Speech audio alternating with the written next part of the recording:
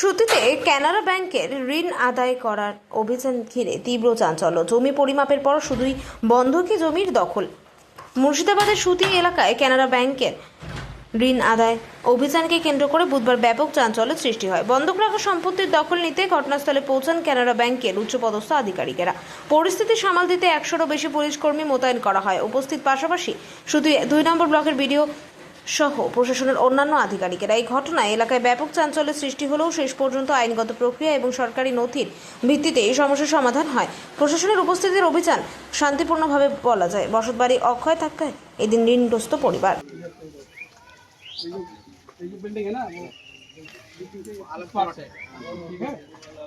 ये जो पेड़ है, ये पेड़ इस पॉलिसी में गिरेगा और ये चलो पीछे तक वो घर तक है उधर।